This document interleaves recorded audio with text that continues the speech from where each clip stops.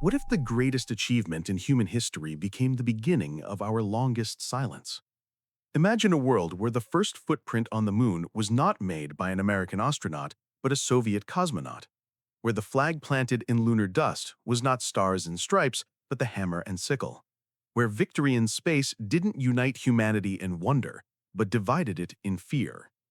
July 20th, 1969.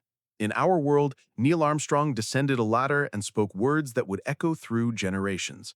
But in another timeline, one separated from ours by mere choices, accidents, and the thin margin between triumph and disaster, it was Alexei Leonov who first touched another world. And everything changed. Not immediately, not with explosions or declarations of war, but slowly, inevitably, like a crack spreading across ice. Because when one side wins the race to infinity, the other side stops believing in tomorrow. This is the story of that world. A world where the space race didn't end with a handshake in orbit. A world where victory in the heavens rewrote the borders of Earth. A world where we reached for the stars and lost ourselves in the darkness between them. Part 1. The Race We Remember. Before we step into the world that never was, we must understand the world that was. The space race was never truly about space. It was about survival, about proving which system, capitalism or communism, democracy or authoritarianism, deserved to inherit the future. When the Soviet Union launched Sputnik in 1957, that small metal sphere beeping across American skies was more than a satellite. It was a declaration, "We are not behind you, we are ahead." And they were. For years, the Soviets dominated every milestone. First satellite, first animal in orbit, first human in space, Yuri Gagarin, whose smile became the face of communist triumph. First woman in space, first spacewalk. Each achievement was a wound to American pride, a crack in the certainty that freedom would inevitably win. President Kennedy understood this. When he stood before Congress in 1961 and declared that America would put a man on the moon before the decade's end, he wasn't making a scientific prediction.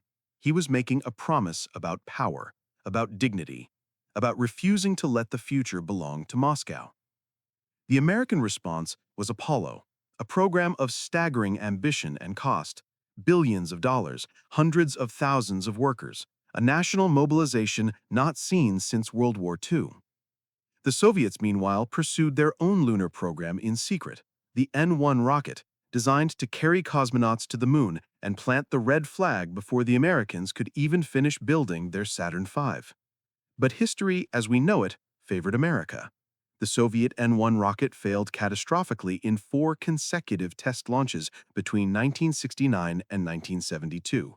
Engines exploding, launch pads obliterated, dreams disintegrating in fireballs visible from miles away. Meanwhile, Apollo succeeded. The Saturn V became the most reliable heavy-lift rocket ever built, and on July 20th, 1969, Neil Armstrong and Buzz Aldrin walked on the moon while the world watched. The space race was over. America had won, and in the decades that followed, the Soviet Union would crumble, unable to sustain the economic strain of competing with a superpower that had proven its supremacy not just on Earth, but in the cosmos itself. That's the world we remember. But what if one decision, one engineering choice, one moment of caution had shifted the balance? Part 2. The Point of Divergence. April 1968. A conference room in Moscow, thick with cigarette smoke and tension. Vasily Meshin, chief designer of the Soviet space program after Sergei Korolov's death, sits across from a team of engineers reviewing the N-1 rocket. The debate has raged for hours. The N-1 is a monster, 30 engines in its first stage alone, a forest of combustion chambers that must fire in perfect synchronization. It's ambitious, perhaps too ambitious. One engineer, Viktor Kuznetsov, suggests a modification that seems simple. Add a comprehensive ground testing program for the first stage. Test the 30 engines firing together on Earth before risking them in flight. It will delay the program by 6 months, maybe 8, but it will reveal problems that could be fatal. In our timeline, this suggestion was dismissed. The pressure was too great. The Americans were advancing too quickly. There was no time for caution. Launch and learn, they decided. fix problems in flight. The result was catastrophe. 4 explosions, the largest non-nuclear blast in human history when the second N-1 destroyed its launch pad in July 1969, ironically, just days before Apollo 11's triumph. But in this alternate timeline, someone in that smoke-filled room makes a different choice. Perhaps it's Meshin himself, haunted by the memory of Korolov's death and determined not to let haste kill another cosmonaut. Perhaps it's pressure from the Kremlin, where Leonid Brezhnev has grown tired of explaining failures to the Politburo. Or perhaps it's simply luck, the right person speaking at the right moment, when ears are open and pride is briefly set aside. The decision is made. Comprehensive ground testing before flight. For 8 months, through the summer and fall of 1968, Soviet engineers test the N-1's first stage at a specially constructed facility in Kazakhstan. They discover problems, fuel flow irregularities, vibration harmonics that could tear the rocket apart, computer control systems that struggled to coordinate 30 engines firing as one. Each problem is solved, methodically, carefully. The Americans, meanwhile, proceed with Apollo. Apollo 7 tests the command module in Earth orbit. Apollo 8 circles the moon at Christmas, and astronauts read from Genesis while the world listens in wonder. But there's a growing sense in American intelligence circles that something has changed in the Soviet program. The usual rushed pattern of launches has slowed. Satellites detect extensive testing activity at Baikonur. The Soviets have gone quiet. Not because they've given up, because they're getting ready. Part 3. The Launch. May 15, 1969. Baikonur Cosmodrome, Kazakhstan. Dawn breaks over the steppe, and the N-1 stands on its launch pad like a monument to ambition. Taller than a 30-story building, more powerful than any rocket yet built. And unlike its doomed siblings in our timeline, this one has been tested, proven. Inside the Soyuz craft mounted atop this mechanical titan, 2 men wait. Alexei Leonov, the first human to walk in space, commander of this mission, and Oleg Makarov, flight engineer, mathematician, the methodical mind to balance Leonov's bold heart. The world doesn't know they're about to launch. The Soviets learned from early humiliations. No more announcing launches before success. If this fails, it will be a secret. If it succeeds, it will be a shock. At 0742 Moscow time, the 30 engines of the N-1's first stage ignite in a carefully orchestrated sequence, one by one, building to a crescendo of thrust. The rocket shudders, holds, and then, smoothly, impossibly, begins to rise. In mission control at Korolev, engineers watch telemetry screens with held breath. Seconds feel like hours. The first stage burns, separates cleanly. Second stage ignites. Third stage. And then, 12 minutes after launch, Leonov and Makarov are in Earth orbit, their spacecraft circling the planet every 90 minutes, while flight controllers calculate trajectories to the moon. In Washington, an Air Force tracking station in Alaska picks up the telemetry first. Within minutes, the CIA briefs President Nixon. The message is brief and devastating. The Soviets have launched a lunar mission. They're going to try for the moon. Apollo 11 is still 2 months from launch. NASA has been meticulous, careful, testing every system repeatedly. Safety first. But safety takes time. And time has just run out. Part 4. The Journey. For 3 days, Leonov and Makarov coasted through the void between worlds, their spacecraft a fragile bubble of life in an ocean of vacuum. They checked systems, ran simulations of the landing, sleep in shifts, and watched through their small windows as Earth shrinks to a blue marble and the moon swells from a distant light to a world of mountains and craters. Back on Earth, the world is waking up to what's happening. On May 17th, Radio Moscow makes the announcement. 2 Soviet cosmonauts are en route to the moon. They will land in the Sea of Storms, conduct surface operations, and return to Earth as heroes of the socialist world. The tone is triumphant but measured. The Soviets remember the Netherlands catastrophe, the disasters that come from overconfidence. They will celebrate when the men return, not before. In America, the reaction is complex. Shock, disbelief, and underneath it, a current of dread. President Nixon addresses the nation that evening, his face grave. "The Soviet Union has achieved a remarkable feat," he says carefully. "When their cosmonauts return safely, America will congratulate them. But this race is not over. We will follow them to the moon, and we will surpass them." But there's a hollowness in his words. To be second means to be forgotten. History remembers pioneers, not followers.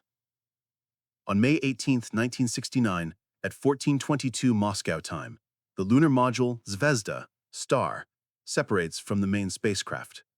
Makarov remains in orbit while Leonov descends alone in the lander, guiding it manually as Korolev's old systems prove their worth. The descent is rough. Lunar gravity is deceptive. The surface rises faster than expected. But Leonov is a pilot's pilot. He fires the engines in short bursts, adjusting, compensating. And at 14:47 Moscow time, with fuel gauges reading nearly empty, the Zvezda touches down in a cloud of lunar dust. "Posadka zavershena," Leonov reports, his voice steady despite the adrenaline. "Landing complete. The moon is ours." 6 hours later, after systems checks and preparation, Alexei Leonov opens the hatch of the Zvezda. The moon has no atmosphere, so there's no sound of the hatch opening, just the slight vibration through his suit, the shift from the cramped interior to the infinite black sky above. He descends the ladder slowly, methodically. 9 rungs, each one carefully tested with his weight. And then, on the lowest rung, he pauses. In our timeline, Armstrong spoke of small steps and giant leaps. Leonov's words, crafted by Soviet speechwriters but delivered with genuine awe, are different. Today, humanity proves that no dream is beyond our reach. For all people, in the name of peace and progress, I step onto another world. He places his boot onto the surface, the dust compresses under his weight, fine as powder, gray as ash. He takes another step. Another.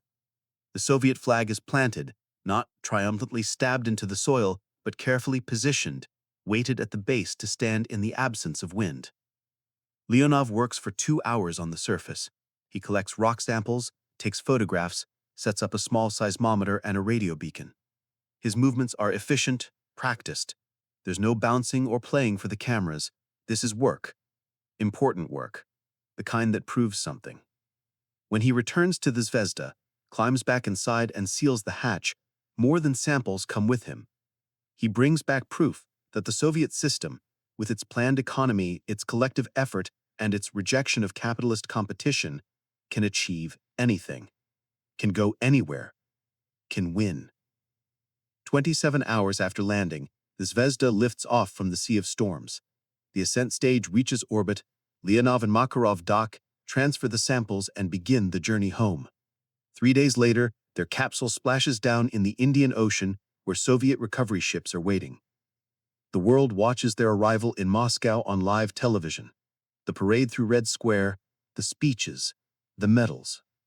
Leonov standing on a platform waving to crowds that stretch for miles, his face showing the exhaustion of what he's endured and the pride of what he's accomplished. And in that moment, the balance of the Cold War shifts. Part 5. The American Response. NASA scrambles to respond. Apollo 11 launches on schedule in July 1969, and Armstrong and Aldrin do land on the moon. They perform their mission flawlessly, longer surface time than Leonov, more samples, better scientific instruments, but the narrative has changed. They're not pioneers. They're competitors who came in second. The American public's reaction is muted. There's pride, certainly, accomplishment, but not the explosive joy that should have accompanied humanity's greatest achievement. The moon landing in this timeline is overshadowed by the fact that someone else did it first. President Nixon, recognizing the political reality, makes a calculation. If America can't be first to the moon, it must be first at something else. The decision is made to accelerate plans for a permanent presence in space. Space stations, long-duration missions, eventually Mars. The 1970s become a decade of escalating space competition. The Soviets, emboldened by their lunar success, launch Salyut space stations and maintain continuous human presence in orbit. America responds with Skylab, larger and more advanced. Each side pushes harder, reaches farther, spends more. But there's a cost measured not in rubles or dollars, but in attention and resources diverted from Earth. The Vietnam War drags on longer in this timeline. Nixon, desperate to show strength somewhere, anywhere, is slower to withdraw. The economy strains under the dual burden of war and space. Social programs are cut. Infrastructure crumbles. The optimism of the 1960s gives way to exhaustion. The Soviet Union faces similar pressures. The lunar triumph bought the regime legitimacy, but legitimacy must be maintained. Brezhnev promises more achievements, a space station permanently crewed, a mission to Venus, eventually, cosmonauts on Mars. Each promise requires more resources from an economy already struggling to provide basic consumer goods to its people. By 1975, both superpowers are trapped in a competition neither can afford to lose, but neither can afford to continue. Part 7. The Shifting Balance. The late 1970s and early 1980s see the consequences of sustained Soviet success in space. In Western Europe, socialist and communist parties gain ground. The Soviet moon landing becomes a powerful propaganda tool, proof that centralized planning works, that the collective can outperform individualism, that perhaps the American model isn't the inevitable future after all. Intellectuals who once looked to America now look east, not uncritically, but with curiosity, with possibility. In the developing world, the shift is even more pronounced. Nations emerging from colonialism face a choice: align with America's capitalist model or the Soviet Union's socialist one. The moon landing tips the scales. China, recovering from the Cultural Revolution, maintains its ideological alliance with communist principles, though with Chinese characteristics. India leans further toward the Soviet orbit. African nations receive Soviet aid, Soviet advisors, Soviet weapons. America responds with harder policies, more military bases abroad, more covert operations. The CIA's activities in Latin America intensify. Governments friendly to Washington are supported, regardless of their democratic credentials. The message is clear: if we can't win hearts and minds with achievement, we'll win them with power. By 1980, the Cold War has grown colder and more dangerous. The nuclear arsenals of both sides continue to expand. Proxy wars flare in Africa, Central America, Southeast Asia. The world lives under the shadow of annihilation, but now that shadow seems darker, more permanent, because one side has proven it can achieve the impossible, and the other side has learned it can be beaten. President Reagan, elected in 1980 on a platform of restoring American strength, announces the Strategic Defense Initiative, Star Wars, a space-based missile defense system. The stated goal is protection. The actual goal is to force the Soviets into an arms race they can't win, to spend them into collapse the way they spent America into second place. But the Soviet Union, riding the prestige of its space achievements, doesn't collapse. Not yet. Not easily. The regime has legitimacy. The people have pride. And the leadership believes that if they could win the moon, they can win anything. The trap tightens on both sides. Part 8. The Mars Race. In 1985, General Secretary Mikhail Gorbachev announces a new Soviet goal: cosmonauts on Mars by 1995. The declaration stuns the world. Mars, the red planet, a journey of months through space, landing on a world with atmosphere and weather, and returning across hundreds of millions of miles of void. It's audacious, perhaps impossible, but the Soviets landed on the moon when everyone said they couldn't. Who's to say they can't do this too?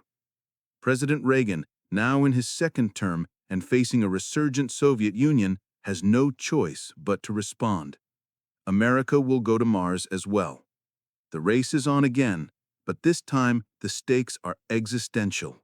Because in this timeline, losing the space race isn't just about prestige. It's about proving which system deserves to survive. Both nations pour resources into Mars programs. The Soviets developed the Energia rocket, even more powerful than the N-1. Modules for a Mars spacecraft are assembled in orbit. Cosmonauts train for multi-year missions in closed environments. The entire Soviet scientific establishment bends toward this goal. America builds the shuttle fleet faster, uses it to construct a Mars transit vehicle in orbit. NASA partners with private aerospace companies, leveraging capitalism's innovation to compete with communism's focus. The best minds in America work on radiation shielding, closed-loop life support, nuclear propulsion, but the costs are staggering. The Soviet economy, never robust, begins to crack under the strain. Gorbachev introduces reforms, glasnost, perestroika, trying to liberalize the economy enough to sustain the Mars program without losing political control. It's a delicate balance. Too little reform and the economy collapses. Too much and the system collapses. America faces its own crisis. By the late 1980s, the national debt has exploded. Infrastructure is crumbling. Schools are underfunded. The social contract is fraying. And yet the Mars program continues, driven by fear that showing weakness now would mean losing everything. In 1991, as the Berlin Wall stands firm in this timeline, propped up by Soviet prestige and a different balance of power, both nations realize they're locked in a death spiral. Neither can afford the Mars race, neither can afford to stop. Part 9. The breaking point. The turning point comes not on Mars, but on Earth. In 1991, a coup attempt in Moscow nearly succeeds. Hardliners in the Soviet military, terrified that Gorbachev's reforms will destroy the system they've spent their lives building, tried to seize power. Tanks roll into Moscow. Gorbachev is placed under house arrest. For 3 days, the world holds its breath. But this time, unlike in our timeline, the coup doesn't fail cleanly. It ends in compromise. Gorbachev remains in power, but his authority is shattered. The reforms slow. The Soviet Union doesn't dissolve, but it ossifies. The Mars program continues, but more slowly, funded by an economy that can barely feed its people. In America, President George H.W. Bush faces his own reckoning. The 1991 recession is deeper in this timeline, worsened by decades of space race spending. When he asks Congress for another massive funding increase for the Mars program, the answer for the first time is no. Not because representatives don't want to compete with the Soviets, but because their constituents are hungry, jobless, angry. The Mars race doesn't end with a bang, it ends with a whimper. Both sides quietly scale back their timelines.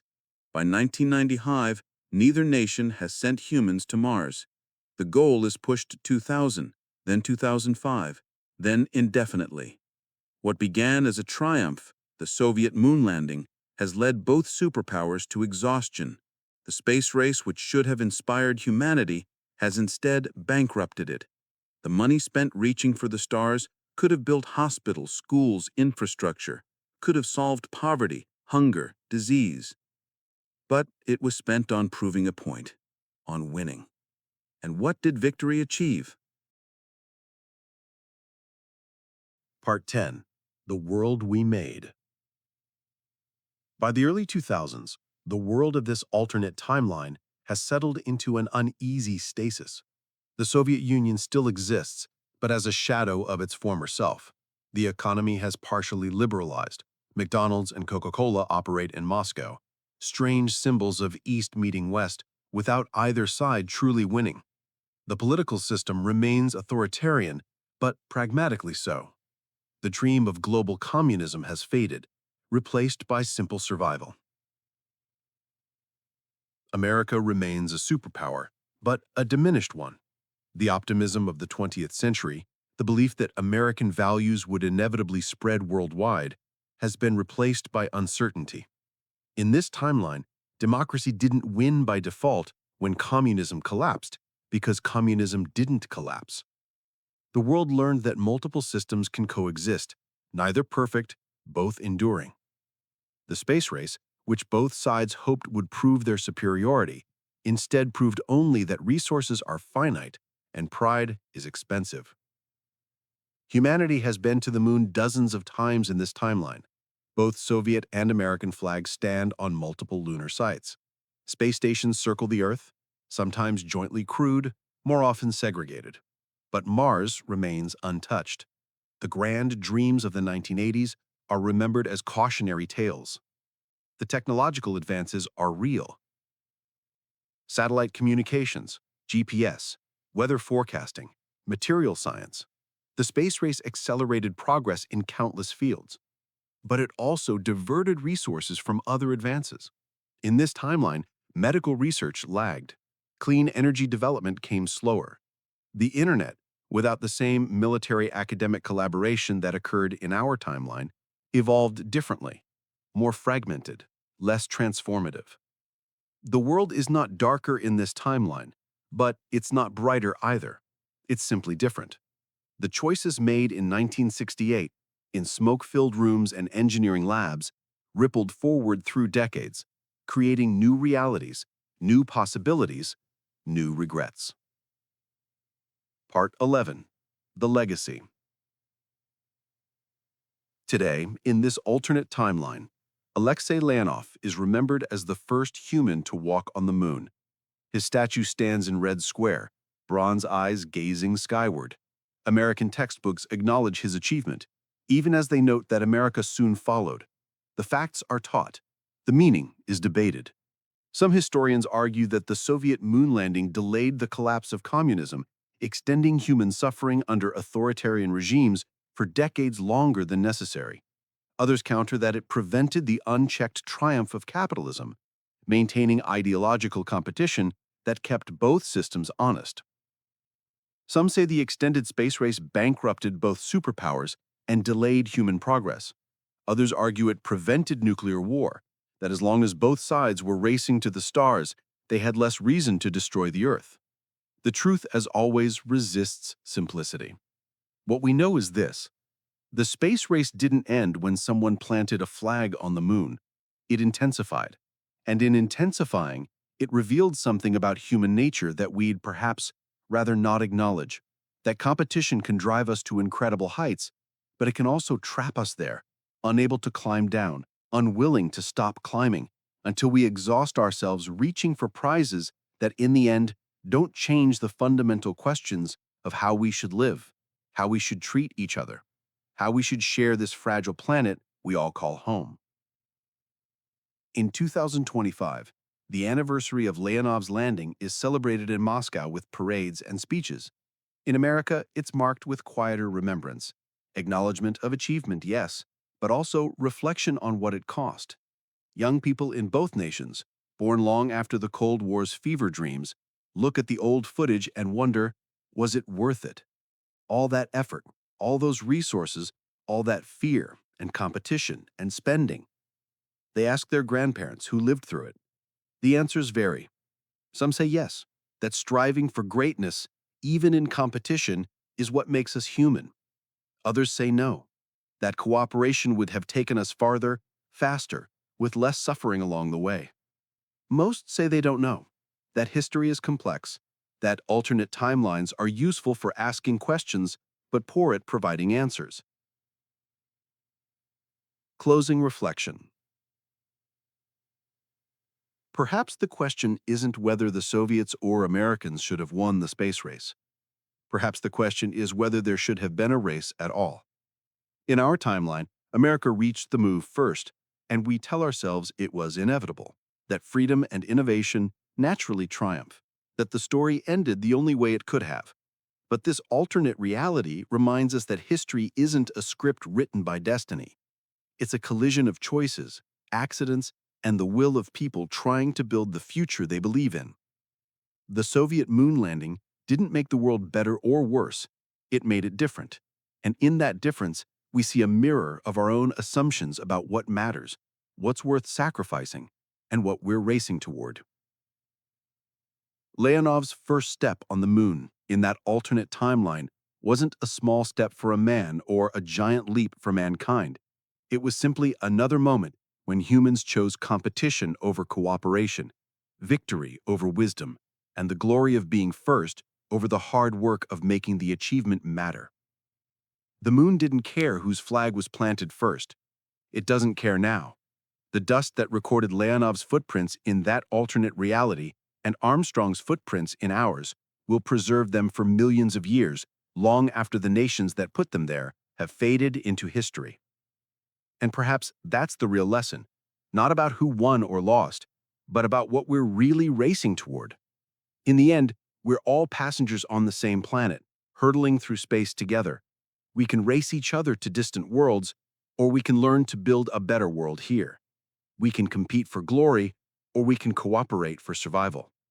The choice, as it always has been, is ours. The Soviet Union won the space race in that other timeline. But the question remains, what did they really win? And what did we all lose?